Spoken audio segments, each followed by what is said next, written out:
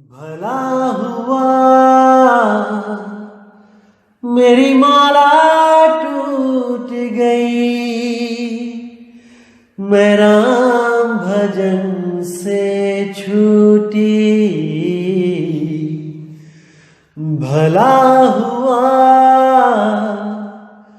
मेरी माला टूट गई, मैं राम भजन से छूटी।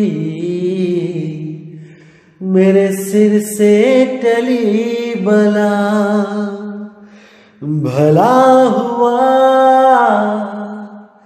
मेरी माला टूट गई, मैं राम भजन से छूटी।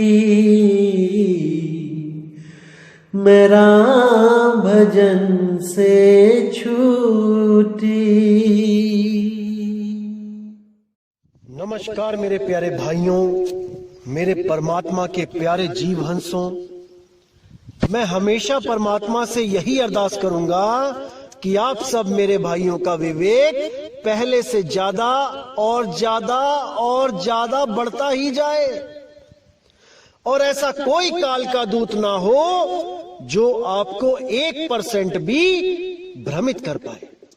एक भी काल का दूत नहीं बख्शना हमने, सबके अज्ञान को खोल के रख देना है, ताकि आने वाले समय में कोई भी काल का दूत अपना दांव ना खेल पाए, इन परमात्मा के जीव हंसों को उलझा ना पाए।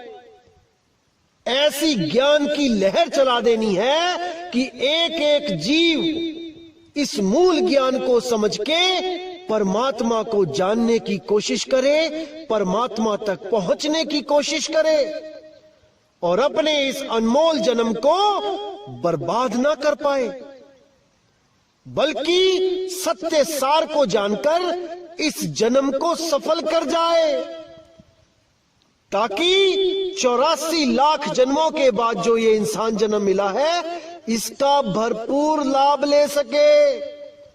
गलती से भी अगर इस जन्म में चूक हो गई तो मेरे भाई अगली बार कोई आपका साथ नहीं दे पाएगा। आज जितने ये काल के दूत आपको भ्रमित करने में लगे हैं, इसके पीछे बहुत बड़ा राज है। कबीर साहब ने कहा था, जहां कबीरा करे गुरुआई वहां निरंजन द्वंद मचाई, कि जहां पर सत्य का प्रचार होगा, जहां पर सतगुरु सत्य कबीर के मूल ज्ञान की बात चलेगी, वहां पर निरंजन अपना खेल खेलेगा।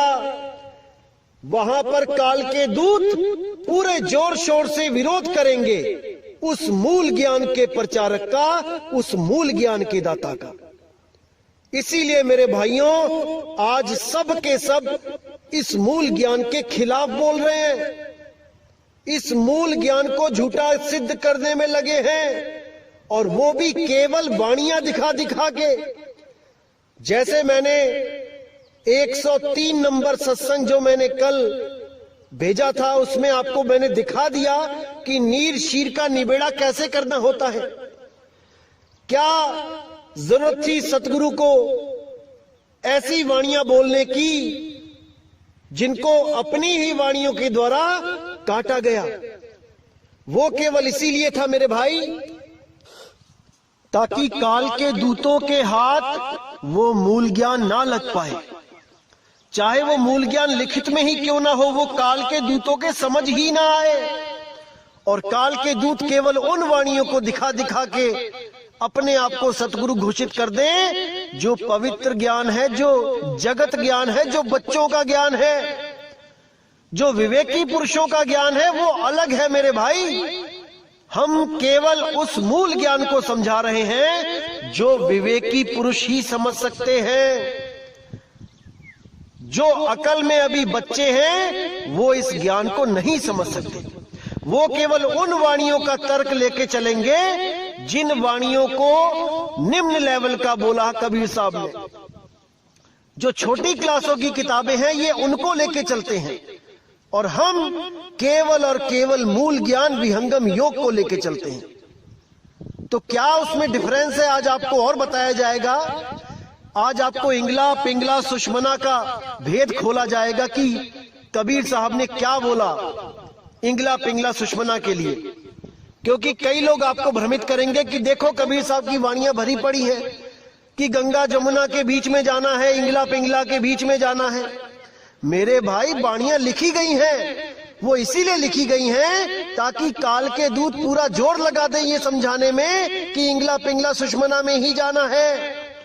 लेकिन उन काल दूतों को ये नहीं पता कि कबीर साहब ने मूल ज्ञान भी दे रखा है, जिस मूल ज्ञान को समझ के पिछली पढ़ाई को छोड़ के वो जीवहंस अगली पढ़ाई करने चला जाएगा। तभी उसको मुक्ति मिलेगी जब वो इंगला पिंगला से ऊपर उठेगा, सुषमना नाड़ी से ऊपर उठेगा। जो भी गुरु आपको कहता है कि सुषमना में ध्यान लगा दो, वो काल का ही दूत है। और YouTube चैनल भरे पड़े हैं इन काल दूतों से, जो आपको कबीर वाणी ही दिखा दिखा के सुषमना में जाने का ज्ञान देंगे। लेकिन आज आपको इस रहस्य से पर्दा उठाया जाएगा कि कबीर साहब ने इंगला पिंगला सुषमना के लिए क्या बोला, उन साधकों के लिए क्या बोला जो इसमें ध्यान लगाते हैं। कोई इसमें प्राणों के द्वारा चढ़ाई करता है, कोई इसमें कल्पना के द्वारा चढ़ाई करता है, कोई आपको बोलता है कि सुषमना का अर्थ है सुस्त मन। अरे मूर्खानंद, किसको बेवकूफ बनाते हो तुम लोग। सुषमना का अर्थ ये नहीं है कि सुस्त मन, सुषमना का अर्थ है सूक्ष्म मन। और वो कहां बैठा है? सुषमना नाड़ी में। वही काल है जो सुषमना में अपना अड्डा जमा के बैठा है। और जो भी जीव सुषमना में जाता है उसको वो भ्रमित कर देता है, अरबों खरबों सूरज दिखा के, उनके गुरुओं की शक्लें दिखा के, तरह तरह के नजारे दिखा के, झूठे स्वर्ग, झूठे ब्रह्मलोक, झूठे सतलोक, अलखलोक, अनामी लोक दिखा के वही भ्रमित कर देता है। तो साहिब प्रमाण भी देते हैं कि निज मन करत जहां ठकुराई, सो नैनन पिछवाड़ा है। निज मन यानी सूक्ष्म रूप में मन कहां रहता है? नैनों के पिछवाड़े, यानी कि इंगला पिंगला सुषमना में। और जितने भी ये लोग सुषमना की बात करते हैं वो सब काल के ही दूत हैं। अरे कबीर साहब ने तो यहां तक कह दिया, पिंगला बिन से सुषमना नाड़ी, जब उन्मुन की तारी टूटे तब कहां रही तुम्हारी। साहिब ने साफ इशारा कर दिया, मूल ज्ञान है ये पवित्र ज्ञान नहीं है कि लाल चोले वाला बाबा भी सुषमना में ध्यान लगा रहा है और ये प्राण योगी भी सुषमना में ध्यान लगा रहे हैं, हठी योगी भी सुषमना में ध्यान लगा रहे हैं। जो भी सुषमना की बात कर दे, समझ जाना मेरे भाई कि वो सूक्ष्म मन का गुलाम है। और ये मूर्ख बनाने वाले जो सुस्त मन कह रहे हैं, इनको काखा गा का नहीं पता भी सुषमना नाड़ी के बारे में।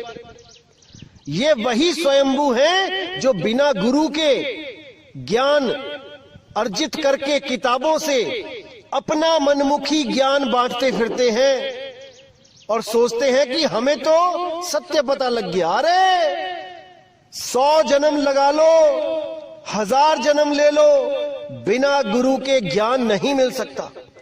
गुरु बिन पढ़े जो वेद पुराना, सार न जाने रहे अज्ञाना। साहिब साफ कहते हैं कि बिना गुरु धारण किए जो भी किताबें पढ़ता है, ग्रंथ पढ़ता है, वो केवल अक्षर ज्ञान तक जा सकता है, भेद ज्ञान नहीं प्राप्त कर सकता। क्योंकि भेद तो केवल किसी के बताने से ही प्राप्त होता है, अन्यथा वो केवल अक्षरों को पढ़कर अपने आप को ज्ञानी मानकर जन्म बर्बाद करके चला जाता है।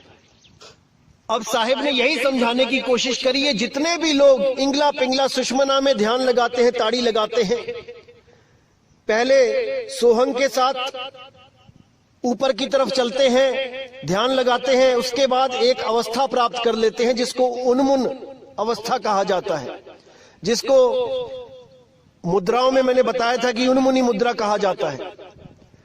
प्राणों के द्वारा जाते हुए सुषमना में जाकर प्रकाश में बैठकर सोचते हैं कि हम तो बच गए, अब हमें कौन पकड़ सकता है। लेकिन साहिब कहते हैं इंगला बिन से पिंगला बिन से सुख मन नाड़ी। अब कहां जाओगे? जब पूरा शरीर ढहेगा तब तुम्हारी इंगला पिंगला सुषमना भी ढह जाएगी भाई, क्योंकि ये भी शरीर की वजह से है। अगर शरीर नहीं तो इंगला पिंगला सुषमना भी नहीं। इसीलिए साहिब कहते हैं जब यूं मन की तारी टूटे। अभी तो श्वासों का अजपा जाप करके चढ़ गए, चढ़ाई कर ली सुषमना में और सोचने लगे कि मैं बच गया। लेकिन कहते हैं जब उन मन की तारी टूटे तब कहां रहे तुम्हारी, तब तुम्हारी सुरती कहां रहेगी। आज तो तुमने सुषमना में चढ़ा ली, लेकिन जब शरीर छूटेगा तब तुम भी गिरोगे, क्योंकि तुमने श्वासों का सहारा लिया है। और जब शरीर खत्म होगा तो श्वासें भी खत्म होंगी और तुम्हारी सुरती जो श्वासों में रमी हुई थी वो दोबारा गिर जाएगी, क्योंकि वो निराधार नहीं हो पाई। इसीलिए साहिब ने बोला इंगला पिंगला सुषमना त्रिकुटी सबको धाम, नी अक्षर श्वासा रहित ताकर भिन्न मुकाम। कि जितने भी ये अज्ञानी हैं इंगला पिंगला सुषमना और त्रिकुटी में जाने की बात करते हैं, जितने भी हैं, इनका धाम काल लोक है, ये काल के मुंह में जाएंगे। लेकिन नी अक्षर श्वासा रहित, उस नी अक्षर की जो साधना करेगा, जो श्वासा रहित, जिसमें श्वास की जरूरत नहीं पड़ती, वो केवल सुरती के द्वारा प्राप्त किया जाता है। नी अक्षर श्वासा रहित ताकर भिन्न मुकाम, उस मुकाम को, उस भिन्न मुकाम को बिरले जीव पहुंचेंगे, बहुत कम लोग पहुंचेंगे वहां तक। बाकी सब के सब इसी त्रिकुटी में इंगला पिंगला सुषमना में जाकर भ्रमित हो जाएंगे, उस काल के मुंह में चले जाएंगे। तो इन भेद की बातों को कोई भेदी सतगुरु ही बता सकता है, ये आम जीवों के बस की बात नहीं है मेरे भाई। और मुझे तो हैरानी होती है कि ये लोग कितने रंग बदलते हैं। पहले ये लोग कहते थे कि श्वासों के बिना बात नहीं बनेगी, श्वास ही सार है, सोहंग ही सार है। अब हमारे सत्संग सुन सुन के अब कहने लगे हैं कि वो सार शब्द एक रस है, वो बदलता नहीं है, वो एक धुन है। और कौन सी धुन बता देते हैं आपको? जो आप कान बंद करके या फिर 2 ग्लास अपने कानों पे रख लेना, दोनों ग्लास कानों के ऊपर जैसे ढक्कन लगाते हैं वैसे रख लेना, एक आवाज आएगी आपको झींगुर की तरह, जो टूटेगी नहीं, लगातार चलेगी। या फिर ये लोग कहते हैं कि किसी बंद कमरे में बैठ के, जहां बिल्कुल सुनसान हो, टीवी ना चल रहा हो, रेफ्रिजरेटर ना चल रहा हो, ये ना हो वो ना हो, वहां जाकर ध्यान लगाओ तो एक आवाज चलेगी जिसमें कोई आवाज नहीं है, कोई नाद नहीं, कोई बिंद नहीं है उसमें, कोई ये नहीं कोई वो नहीं। ऐसा भ्रमित करते हैं ये लोग। अरे भाई वो ईथर है, ईथर, जिसको 5वां तत्व आकाश तत्व बोला गया है। और इसी झिंगुर की आवाज को जो लगातार चल रही है, इसको ओंकार बोला है वेदों में। पूरे ब्रह्मांड में ये आवाज हो रही है जिसको उन्होंने ओंकार घोषित किया। इसी आवाज को सुनकर योगी जपी तपी सन्यासी भ्रमित होकर इसी 3 लोक में रह गए। ये सार शब्द नहीं है भाई, सार शब्द 3 लोक से न्यारा है, सार शब्द 3 लोक से न्यारा है। कि श्वास ऊपर चढ़ाई तो सोहंग, बाहर छोड़ी तो ओम, या श्वास ऊपर चढ़ाई तो को, नीचे छोड़ी तो हंग। मेरे भाई श्वासा मुंह से भी ली जाती है। जब आपको जुकाम होता है, दोनों नाक बंद होते हैं और 2-3 दिन तक आप परेशान रहते हो, सांस तक नहीं आती, तब आप मुंह से सांस लेते हो। अगर परमात्मा श्वासों में है तो मुंह से जो श्वास ले रहे हो परमात्मा उसमें भी है।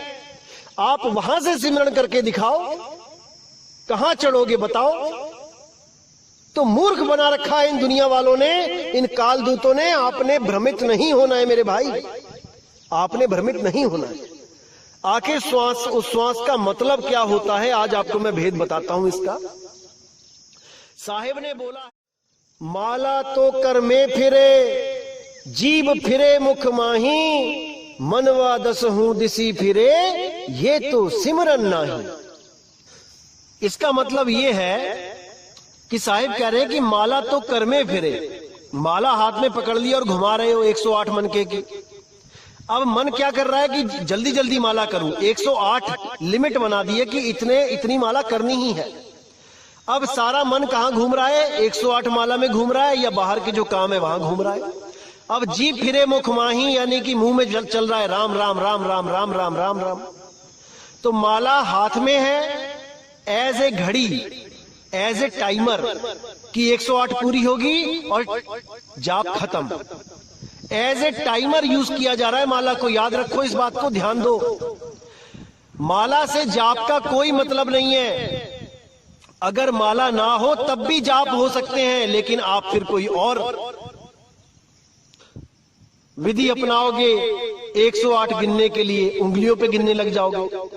तो कहने का मतलब है कि माला अलग है, जाप अलग है। माला नहीं भी होगा, जाप तब भी होंगे, चाहे वो उंगलियों पे होए, चाहे वो और किसी विधि से होए।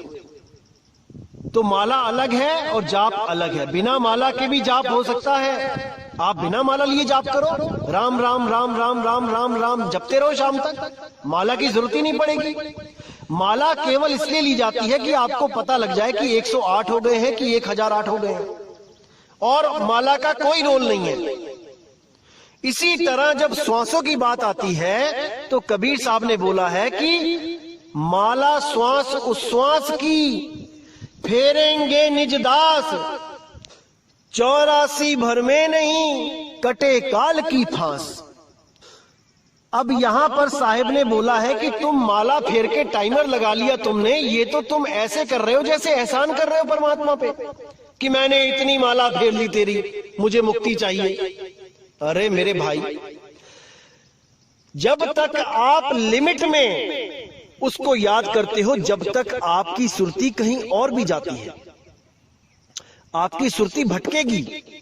इसीलिए अभ्यास के लिए साहिब ने बोला कि 24 घंटे 8 पहर सुरती को वहां स्थिर करो, उसका सिमरन करो। इसलिए उन्होंने श्वास उश्वास बोल दिया माला की जगह।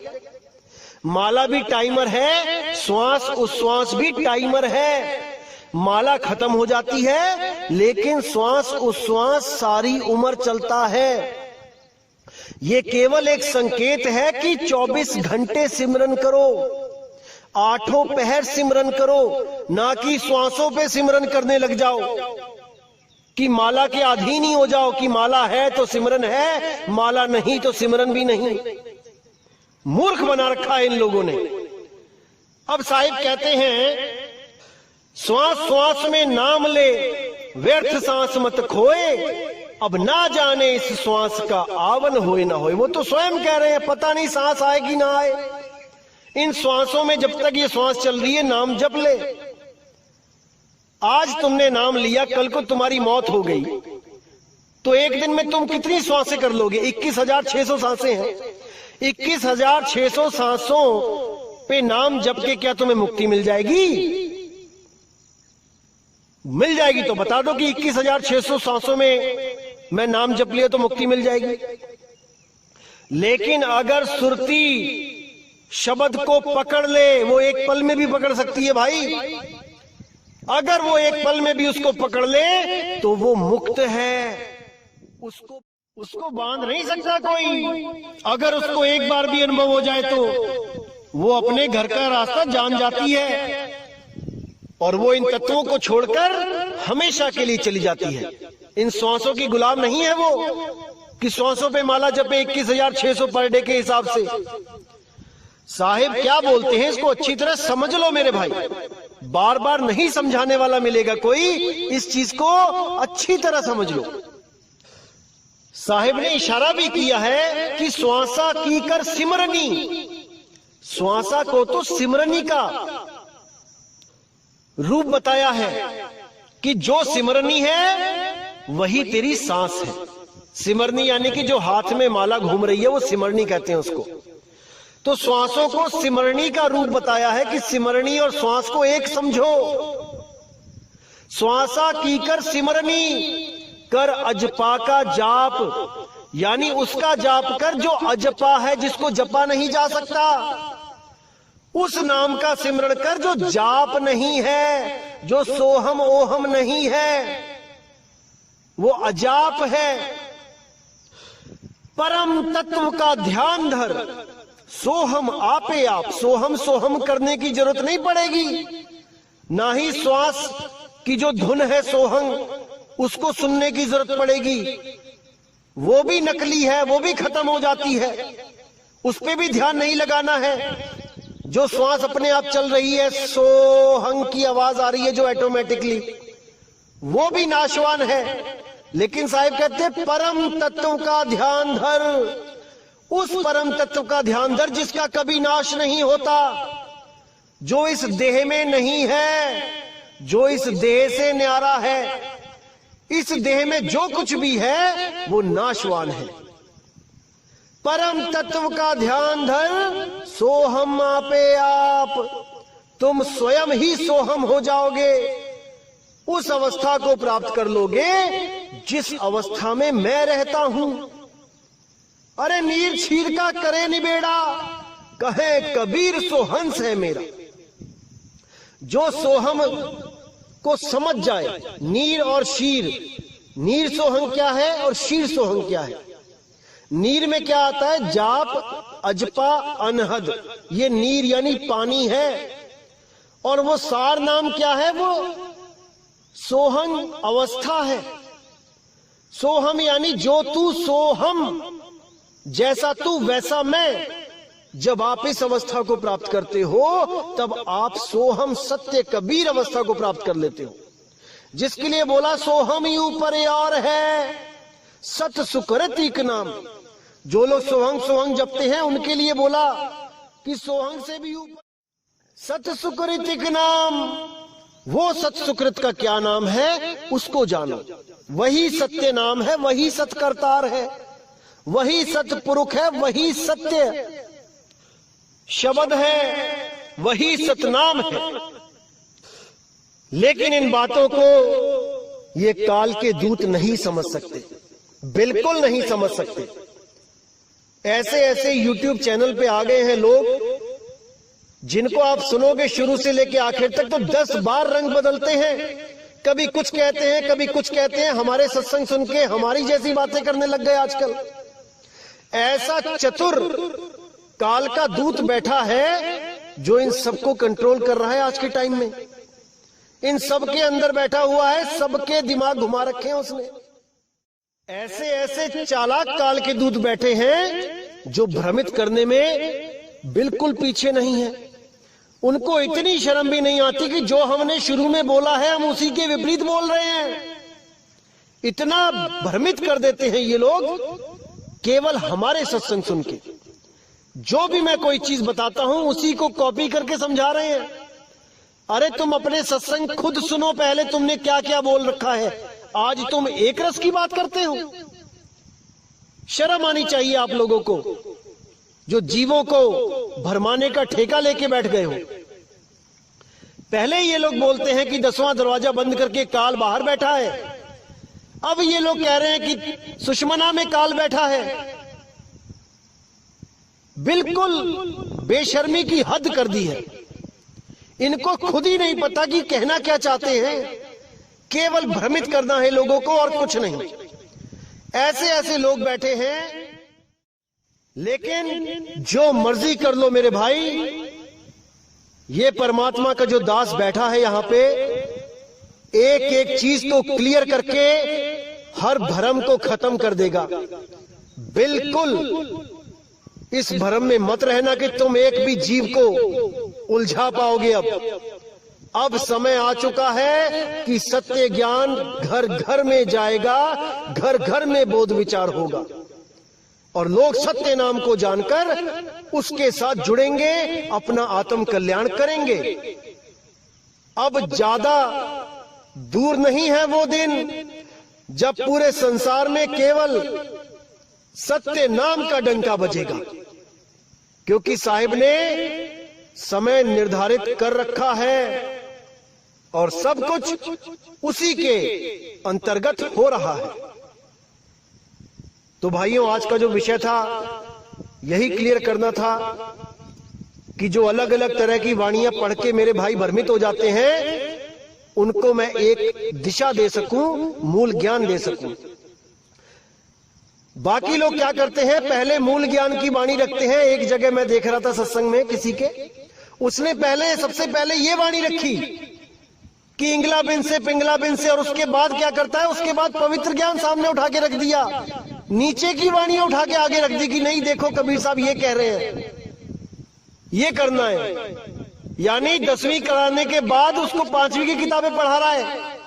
अरे मेरे भाई, 5वीं के बाद 10वीं होती है, 10वीं के बाद 5वीं नहीं होती है। जो वाणी आपने सबसे पहले दिखाई है वो सबसे लास्ट में दिखाओ और बोलो कि ये मूल ज्ञान है। इंगला पिंगला सुषमना को छोड़ो। इन लोगों ने तो यहां तक भ्रमित कर दिया कि संतों का इंगला पिंगला सुषमना कोई और है और हठी योगियों का इंगला पिंगला सुषमना कुछ और है। हद कर दी चालाकी की, मूर्खता की हद कर रखी है इन्होंने। अरे मेरे भाई, इंगला पिंगला सुषमना एक ही है, शब्द भेद होते हैं अलग अलग। इंगला पिंगला सुषमना नहीं हो रही अलग अलग कि तुम्हारी इंगला पिंगला सुषमना और है और साधु संतों की और है और मेरी कोई और है। ये नाड़ी तंत्र सबका एक ही है। किस गलत फहमी में जी रहे हो? तो मेरे भाई, हर चीज को अच्छी तरह समझना है, विचार करना है, विवेक लगाना है, क्योंकि जीव आपका है, कल्याण आपको ही करना है। और मैं तो हैरान होता हूं, एक भाई तो YouTube चैनल बना के बैठा है और उसने एक वीडियो अपलोड करी कि सार शब्द कैसा होता है, आओ सुने, बताओ। और क्या सुना रहा है? जब दूरदर्शन पे कोई सिग्नल नहीं आता होता था दोपहर में लगभग 2-2:30 बजे, जब कोई प्रोग्राम नहीं आता तो एक सीटी की तरह आवाज चलती थी। मैं आपको अभी भेजता हूं, उसको सुनिए। इसको सार शब्द बना के पेश किया जा रहा है। हैरान हो गया मैं देख के कि लोगों की बुद्धि क्या काम कर रही है। अरे क्या कर रहे हो आप लोग?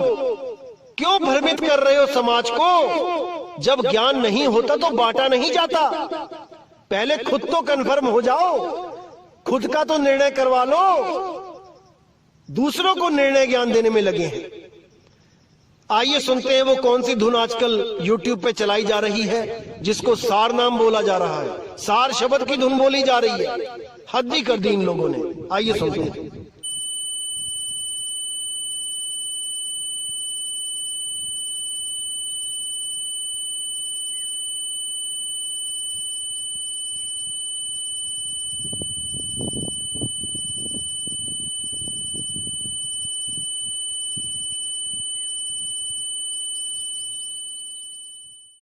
अब बताओ इन लोगों का क्या होगा?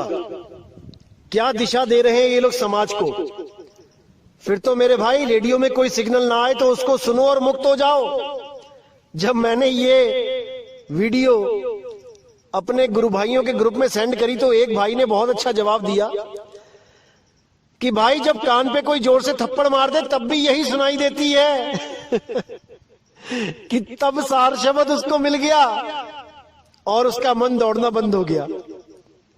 ऐसा कान पे सार शब्द दिया कि मन भटकना बंद हो गया, स्थिर हो गया। तो ऐसे ऐसे लोग पड़े हैं समाज में जो भ्रमित करने में बिल्कुल भी शर्म नहीं करते। और सार शब्द कबीर साहब का मूल मंत्र क्या बता रहे हैं ये भी सुना देता हूं आपको मैं, ताकि कल को आप भ्रमित ना हो जाएं इन काल दूतों के चक्कर में। आइए सुनते हैं क्या मंत्र है इनके पास जो कबीर साहब कहते हैं कि हमेशा जपो। आइए सुनते हैं। आत्मा है, आत्मा है, आत्मा है, आत्मा है, आत्मा है, आत्मा है, आत्मा है। अब बताओ इन लोगों का क्या होगा? मैं तो हैरान हूं कि ऐसे ऐसे लोग भी पड़े हैं भारतवर्ष में। ऐसे ऐसे लोग पड़े हैं, हद हो गई, हद। अरे आत्मा है करके आत्मा मिल जाएगी क्या? ऐसे तो दुनिया में कोहिनूर भी है, पारस भी है, तो लग जाओ जपने।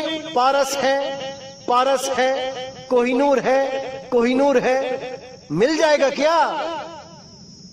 पता नहीं क्या सोच के लोग ज्ञान बांटने लग जाते हैं। खैर मेरे भाइयों, आपने भ्रमित नहीं होना है। कहीं भी कोई भ्रमणा आती है, कुछ भी ऐसा होता है, तो आप बेहिचक सवाल पूछ लीजिए। ये दास आपकी सेवा में ही बैठा है, एक एक चीज को क्लियर कर दिया जाएगा। बिल्कुल शर्माना नहीं है, कहीं भ्रमित नहीं होना है। बहुत कुछ बोलते हैं दुनिया में लोग, लेकिन सत्य कोई एक बोलता है। इसीलिए मेरे भाई, बिल्कुल हिचकिचाना मत, हर सवाल का जवाब मिलेगा। सवाल पूछो तो सही। तो मेरे भाई, आज के सत्संग से आपको समझ जाना चाहिए कि मूल वाणी और पवित्र वाणी में क्या फर्क होता है, और साहिब ने कहां पर किस भाव में क्या बोला है, ये आपको समझना पड़ेगा। क्योंकि ये काल के दूत आपको भ्रमित करने में पीछे नहीं है। ये वाणियां दिखा दिखा के ही भ्रमित करते हैं। लेकिन अगर आपने मूल ज्ञान का विवेक वाणी समझ ली, फिर आपको कोई भ्रमित नहीं कर सकता। तो इसी के साथ दोस्तों मुझे विदा करें। जय गुरु बंदी छोड़ वैराग साहिब, जय गुरु बंदी छोड़ साधु शरण साहिब, जय गुरु बंदी छोड़ बाबा मदन साहिब, बाबा गरीबदास साहिब, बाबा नानक जी। जय जय सतगुरु बंदी छोड़ कबीर साहिब की सदा ही जय हो, सदा ही जय हो मेरे मालिक की साहिब बंदगी सतनाम।